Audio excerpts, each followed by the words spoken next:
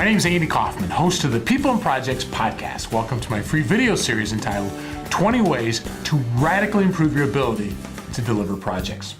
You ever hear of Fred Brooks? He's the guy that came up with Brooks' Law that says adding people late in a project delays a project.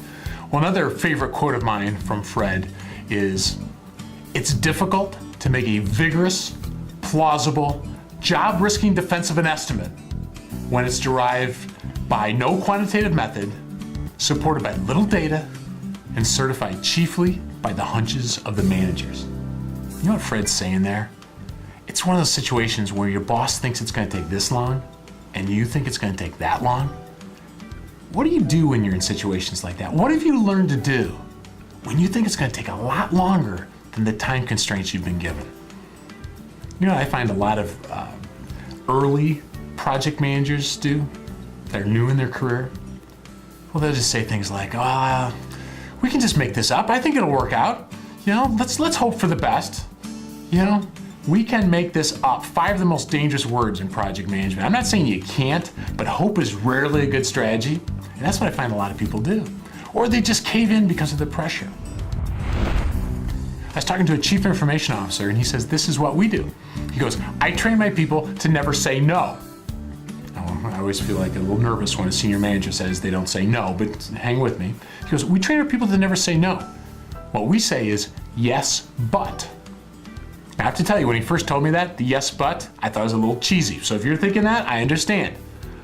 In practice, I found it works pretty well. So the idea is, yes, we can do that, but this is what we need to make that happen. Now, the reason why I find it's helpful is you're not starting out with the no. And even though that might just seem like it's semantics or superficial, there are some people who become the no guy or the no lady at their company. They're just known for no. A CEO was walking me through her company. This is a couple years back. She introduced me to a bunch of people. I get back to her office and she goes, do you remember that project manager I introduced you to? I'm like, yeah.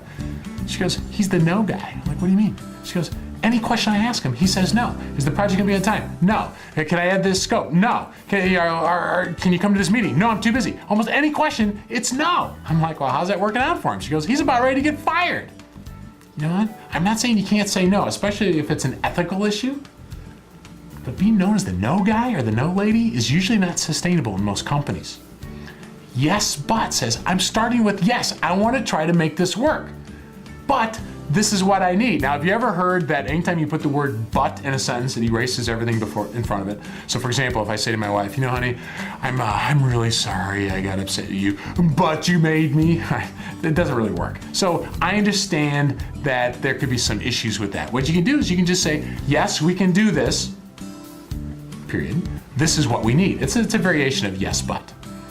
But I found it's hugely helpful. And really what it comes down to is the concept of reciprocity. The idea of reciprocity is when you do something for someone, they feel more inclined to do something for you. It's well researched. One of my favorite books on the topic is from Dr. Robert Cialdini. His book is called Influence, The Psychology of Persuasion.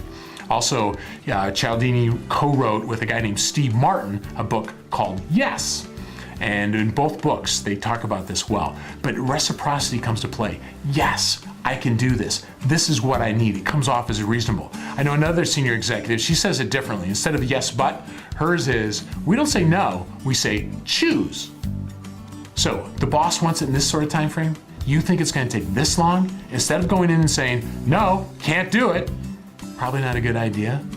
How about you come in with 3 different options? Yes, we can do it. Here are some options to make it happen. Now, maybe one is a lot riskier. Maybe one costs a lot more. Maybe one defers a lot of different scope. But if you bring multiple options to the table, what I found is it shows you're taking responsibility.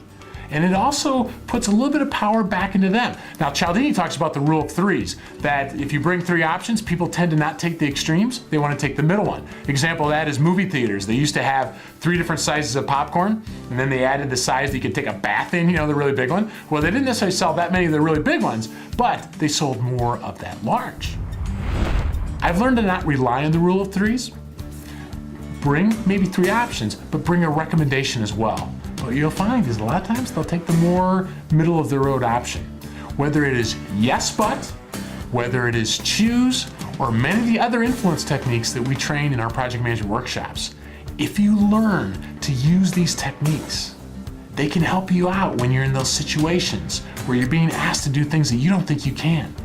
And it can help you radically improve your ability to successfully deliver your projects.